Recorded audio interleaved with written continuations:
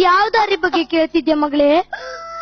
ಭೂಮ್ ತಾಯಿನ ಕಷ್ಟಪಟ್ಟು ಉತ್ತು ಇಲ್ದೇ ಇರೋ ದುಡ್ಡಲ್ಲಿ ಬೀಜ ತಂದು ಬಿತ್ತನೆ ಮಾಡಿ ಸಾಲ ಸೋಲ ಮಾಡಿ ಔಷಧಿ ಗೊಬ್ಬರ ಎಲ್ಲ ಹಾಕಿದ್ಮ್ಯಾಕೆ ನಾವ್ ಮಾಡೋದೇನು ಇಲ್ಲಮ್ಮ.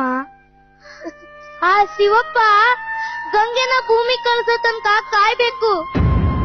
ಅದು ನಮ್ ಕೈನಾಗಿಲ್ಲ ಮಗ, ನಮ್ ಕೈನಾಗಿಲ್ಲ.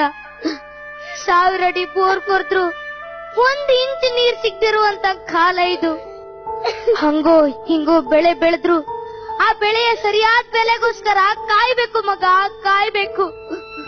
ಹುಪ್ಪಿ ತಪ್ಪಿ ಸಿಕ್ರು ಆ ಬ್ರೋಕರ್ಗಳು ಅದನ್ನ ನುಂಗಿ ನೀರ್ ಕುಡಿತಾರೆ. ಸಮಸ್ಯೆಗಳು ಇಷ್ಟೊಂದಿರ್ಬೇಕಾದ್ರೆ ನೇಣ್ ಹಾಕೊಳ್ದೆ ಬೇರೆ ದಾರಿ ಇಲ್ಲ ಅಂತ ರೈತರಿಗಂತೂ ಸಹಜ ಮಗ. ನಾನ್ ಹಗ್ಗ ತಂದಿದ್ದೀನಿ, ಅದನ್ ಮರಕ್ಕೂ ಕಟ್ಟಿದ್ದೀನಿ, ಆದ್ರೆ ನೇಣ್ ಹಾಕೊಳ್ಳೋಕಲ್ಲ ಮಗ. ನೋಡು,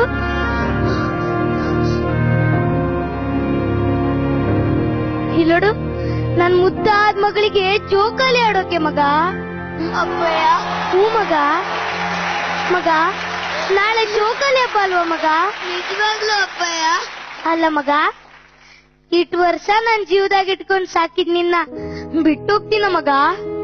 ಬೆಳೆ ಈ ವರ್ಷ ಅಲ್ಲ ಅಂದ್ರೆ ಮುಂದಿನ ವರ್ಷ ಆದ್ರೂ ಬರ್ತದೆ, ಆದ್ರೆ ಹೋದ್ ಪ್ರಾಣ ಮತ್ತೆ ಬರ್ತದ ಮಗ. ಇಲ್ಲ ಅಪ್ಪಯ್ಯ. ದೇಶದಾಗೆ ಕೋಟಿಗಟ್ಲೆ ಸಾಲ ಮಾಡ್ದವ್ರೆ ತಲೆ ಎತ್ಕೊಂಡ್ ರಾಜಾ ರೋಸಿಂಗ್ ಬದುಕ್ಬೇಕಾದ್ರೆ ದೇಶಕ್ಕೆ ಅನ್ನ ಕೊಡೋ ನನ್ನಂತ ರೈತ ಚಿಲ್ರೆ ಸಾಲಕ್ಕೋಸ್ಕರ ತಲೆ ಕಳ್ಕೋಬೇಕ ಮಗ. ಮಗ ಅಪ್ಪಯ್ಯ. ಹೊಳ್ಬೇಡ ಮಗ, ಹೊಳ್ಬೇಡ ಮಗ.